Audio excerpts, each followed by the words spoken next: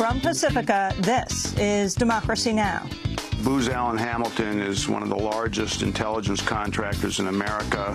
It also plays a very strategic role, I would say, in U.S. intelligence as an advisor to agencies such as the National Security Agency. As Booz Allen Hamilton employee Edward Snowden admits to leaking a trove of documents about the government's top-secret surveillance program, we'll speak with journalist Tim Shurak about Spies for Hire, the secret world of intelligence outsourcing, what one former NSA director has described as a digital Blackwater. Then protests at Walmart. They just take care of their profit, not these human faces who are making clothes for them and dying every day in the factories. As Walmart rejects new safety standards proposed in the aftermath of the Dhaka building collapse that killed over 1,100 workers, we'll speak with former Bangladeshi garment worker Kalpana Akhtar. Last week, she protested outside Walmart shareholders' meeting. Today, she's in New York. All that and more coming up.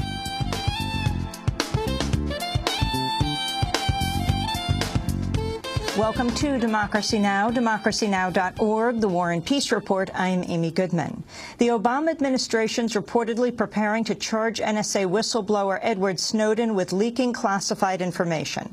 The FBI has begun questioning relatives and associates of Snowden, a former CIA employee who revealed he's behind a massive leak of documents outlining the National Security Agency's surveillance practices. The Guardian's Glenn Greenwald has already published some of those documents and says there are more to come.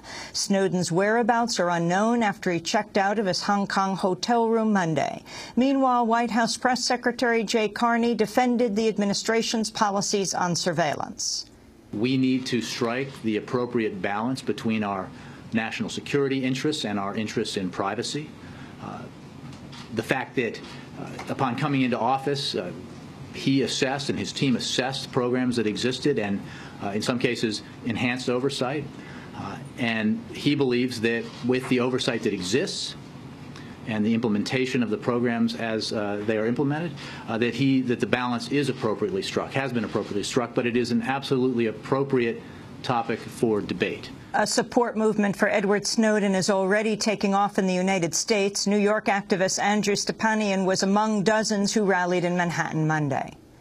I think a lot of us are encouraging people today, wherever they are located in the United States, whatever city they're in, to start their own rallies, united behind a hashtag that says, "I stand with Edward Snowden." And no matter how small or how large, encourage the people around you to celebrate Edward Snowden and what he did selflessly for us as Americans, and to take the conversation out of the margins to prevent him from being demonized or maligned, whether it be in the media or in government, and have a conversation that said what he did was a public service. A petition on the White House website to pardon Edward Snowden has so far received more than 43,000 signatures. A U.S. appeals court has dismissed a lawsuit against President Obama and the head of the National Security Agency over warrantless domestic surveillance of telephone calls and emails. The suit was initially filed in 2006 against the Bush administration, but in a statement on Monday, the Center for Constitutional Rights noted, quote, "Ironically, the dismissal comes just as a series of news stories about astonishingly broad domestic NSA surveillance have broken in the news." Meanwhile, the ACLU and other groups have filed a motion with the top-secret Foreign Intelligence Surveillance Court, asking it to make public its opinions on the section of the Patriot Act that authorizes the government to obtain, quote, "any tangible thing," unquote, related to foreign intelligence or terrorism investigation. That section was the foundation for the court order exposed by The Guardian last week, demanding Verizon hand over records on millions of customers. Turkish police and riot gear have descended on a protest encampment in Istanbul's Taksim Square, firing tear gas and rubber bullets and forcing many to flee into nearby Gezi Park. Today marks the 12th day of a rising protest movement against Prime Minister Tayyip Erdogan, who stands accused of imposing religious and authoritarian rule by the protesters. Today's raid came a day after Erdogan's deputy said the Prime Minister will meet with protesters. Sayın Başbakanımız The Prime Minister gave an appointment to representatives of some of the groups that have been organizing these protests. He will meet some of them on Wednesday upon their requests, and he will meet other groups in the coming days. Iraq appears to be falling deeper into sectarian conflict as a wave of bombings and shootings killed more than 70 people Monday. Nearly 2,000 people have died since April amidst rising tensions between Iraq's Shiite-led government and Sunni militants. Officials in Pakistan say at least 6 people are dead following an attack on a NATO supply convoy that was headed to Afghanistan. Vehicles carrying military equipment reportedly caught fire after coming under attack by unknown militants in Pakistan's Khyber tribal region.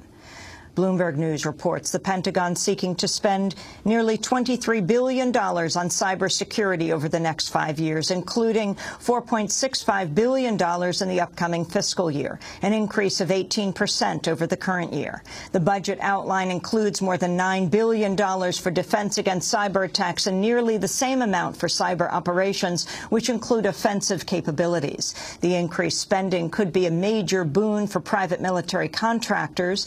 The news comes on the heels of Obama's 2-day meeting with President Xi Jinping of China, during which the two discussed allegations of cyber attacks on both sides. It also follows a Guardian expose on how President Obama ordered senior officials to draw up a list of potential overseas targets for U.S. cyber attacks.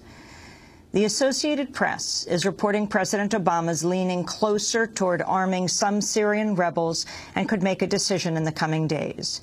The report cites unnamed officials who said Obama is considering various options during White House meetings this week. Another, less likely scenario would see the U.S. enforce a no-fly zone over Syria.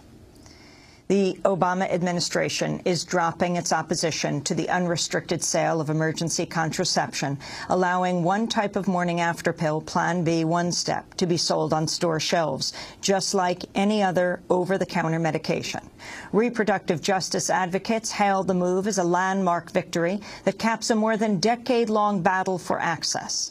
Amidst a series of legal defeats for the Obama administration over the restrictions, a federal judge accused it of being unreasonable and blocking access for political reasons. Drug regulators actually approved over-the-counter sales of emergency contraception back in 2011, but Obama's Health and Human Services Secretary Kathleen Sebelius overruled that decision in an unprecedented move, forcing those under 17 to obtain a prescription. Despite reversing its stance on Plan B One Step, the administration says it will continue to oppose unrestricted sales of the 2-pill version, in part, it says, because it's concerned adolescents might not understand how to take the 2 pills.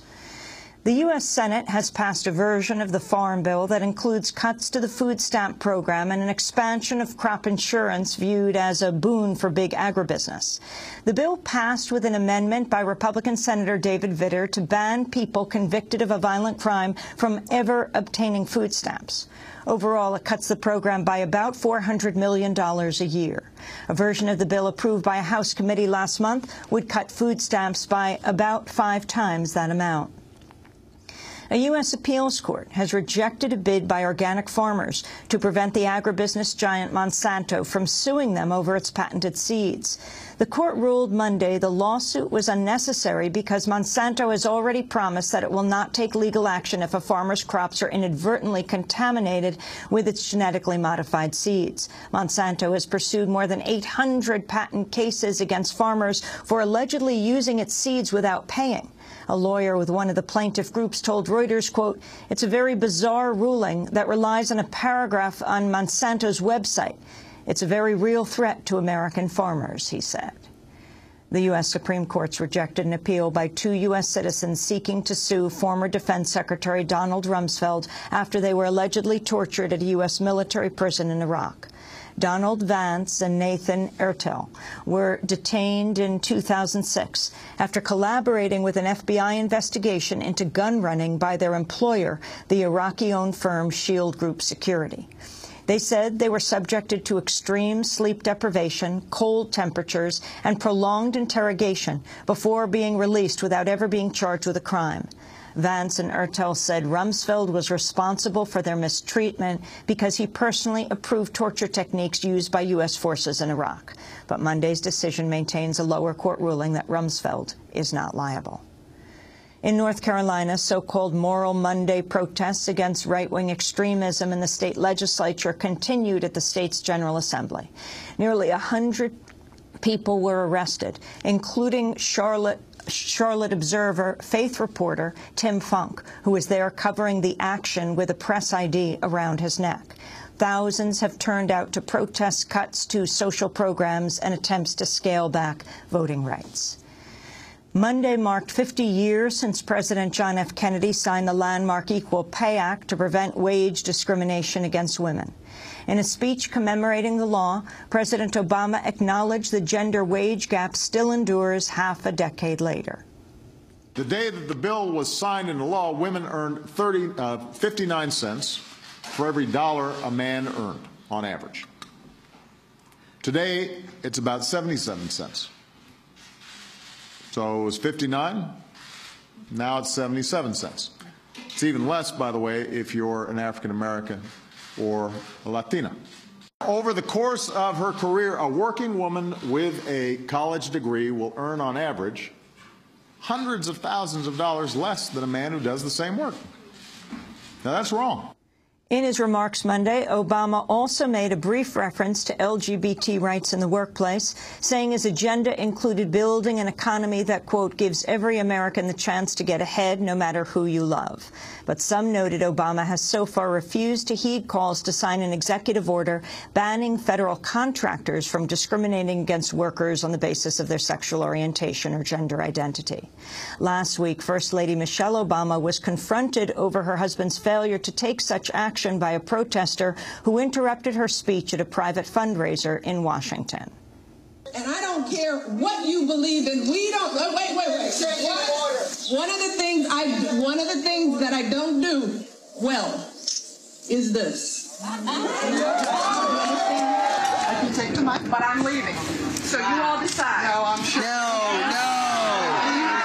I need your husband to sign one choice. No, please don't leave. After First Lady Michelle Obama threatened to leave, the protester Ellen Sturtz was the person that you heard. She's been criticized for perceived racial overtones in her action, particularly after saying she was, quote, taken aback when Michelle Obama came right down in my face, she said, in response to the interruption, a comment seen by many as evoking racist stereotypes about black women. Anthea Butler, a professor of religious studies at the University of Pennsylvania, said, quote, media coverage also played along, portraying the First Lady as the aggressor rather than Sturtz. Such a characterization read instantly to many as an exhibition of white privilege. Similar statements of any black person stepping out of their place in the 19th and 20th centuries resulted in beatings and lynchings, she wrote. Former South African president and anti-apartheid leader Nelson Mandela is remaining in the hospital for a fourth day with a recurring lung infection. A spokesperson for President Jacob Zuma said Monday Mandela remains in serious but stable condition.